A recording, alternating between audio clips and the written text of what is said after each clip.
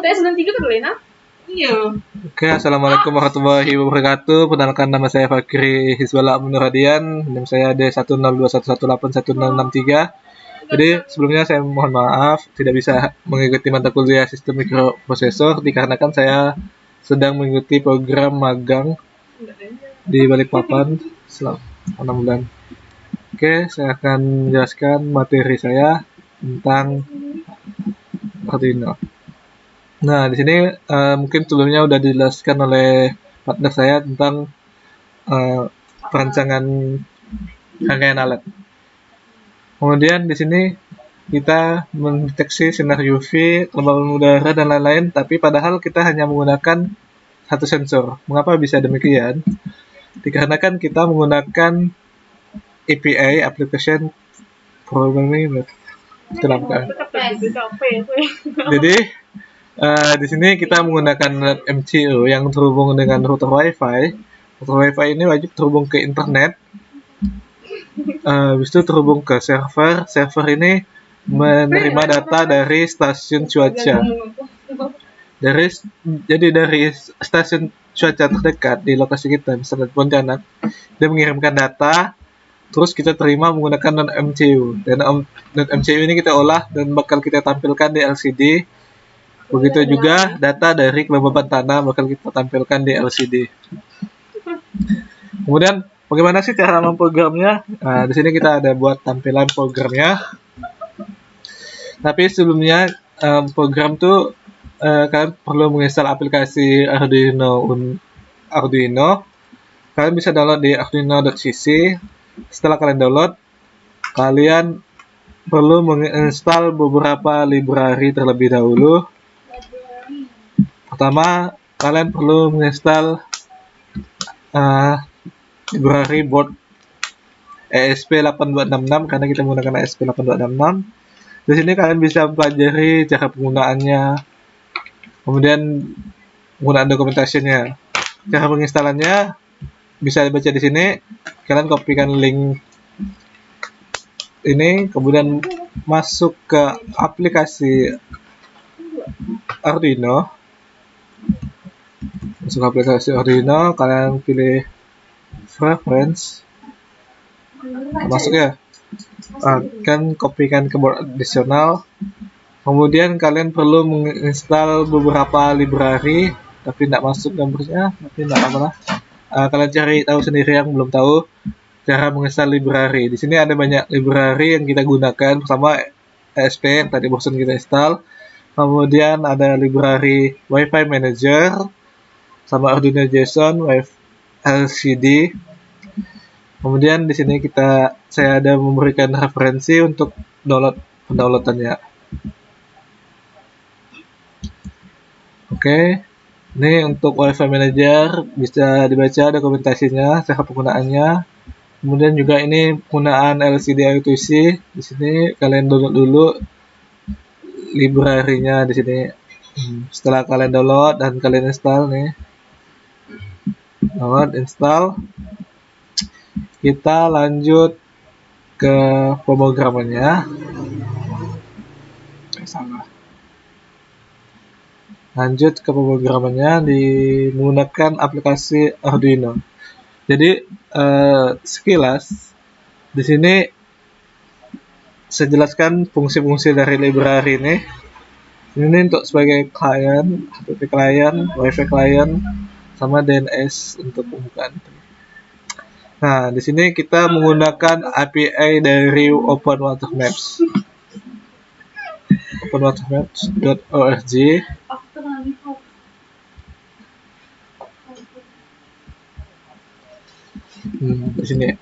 Di sini dia memberikan API gratis dan juga ada yang berbayar dengan mendapatkan bonus-bonus lah. KP kita berapa sih? Kemudian di website ini nih kita bisa banyak mendapatkan API berbagai data-data tentang cuaca.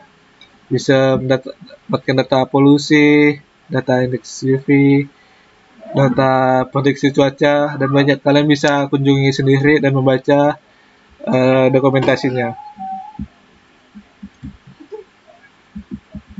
Oke, kita lanjut. Ini cara penggunaannya kita ada di sini, ada di dokumentasinya. Mana dokumentasi? Di grade. Oh enggak. Nah, ini how to sing start. Ya, jadi kalian baca di sini atau kalian bisa langsung login daftar. Habis itu lihatnya oh, ada API documentation.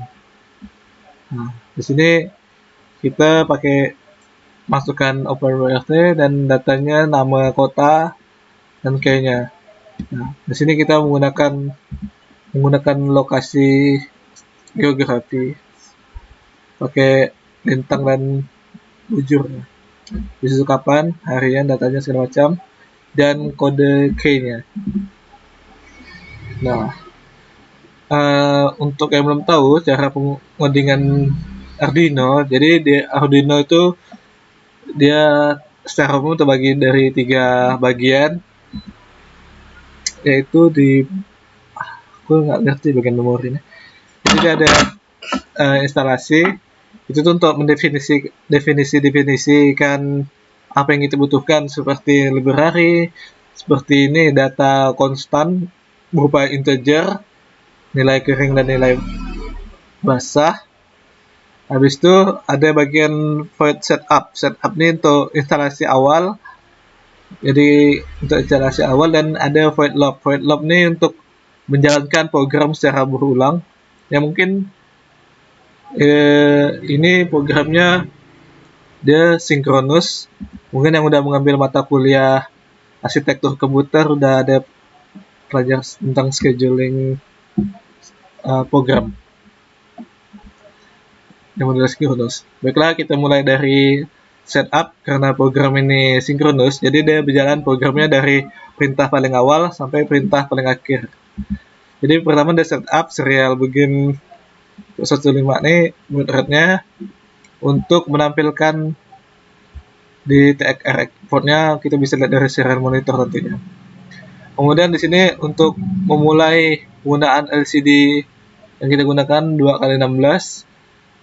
Habis itu posisi backlight apakah ada positif artinya ada posisi dari hardware-nya. Kemudian ini set backlight-nya bisa high bisa low. Kalau low dia mati, high dia on. Kemudian set cursor. Jadi di situ kita set dulu dia mulai muncul LCD-nya dari koordinat mana? Dari koordinat titik 0, artinya dari pojok kiri atas. Habis itu kita tuliskan di sini dengan perintah LCD print dengan loading, dengan delay waktu tunggu. Habis itu dia ngeprint titik, habis itu waktu tunggu titik. Jadi nanti tulisannya loading titik. Kemudian habis itu kita set lagi posisinya di 0.2, artinya di baris kedua paling kiri.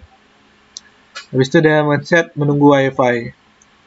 Nah, di sini LED board nih tadi kita definisikan di atas sebagai LED pada ESP-nya. Di ESP-nya ada LED warna biru, itu kita perintahkan untuk sebagai output untuk menyalakannya. Kemudian masuk ke WiFi Manager ini untuk buat WiFi kita auto connect dan kita bisa mengkonfigurasi WiFi-nya menggunakan smartphone atau laptop atau apapun. Jadi kita hubungkan HP kita ke ESP dengan nama WiFi dengan passwordnya tersebut. Kemudian kita bisa konfigurasi kita mau hubungkan WiFi-nya kemana. Misalnya ke WiFi rumah kita bisa, atau WiFi tethering HP juga bisa. Nah, selanjutnya jika WiFi sudah terconnect, itu dia melakukan perintah set cursor paling atas, baris atas di paling kiri 0, membilang WiFi tersambung. Kemudian dia print kosong, kemudian ini serial begini di terminal nanti munculnya. Kemudian LED di boardnya bakal menyala dan LCD clear. Ini terlalu panjang saya jelaskan ya. Mungkin nanti di sini di presentasinya juga ada saya tuliskan. Jika ada yang mau bisa saya berikan. Tinggal minta ke teman untuk mengopi presentasinya. Oke. Nah, sedikit penjelasan. Jadi ini tadi sudah saya jelaskan. Kemudian bagian lob. Lob ini dia pertama membaca sensor yang terletak pada A0. Jadi kita lihat di sini ada rangkaiannya A0, ini artinya sensor soil moisture untuk sensor kelembapan tanah. Dia ambil data itu, membaca dengan port analog 0, A0 tadi.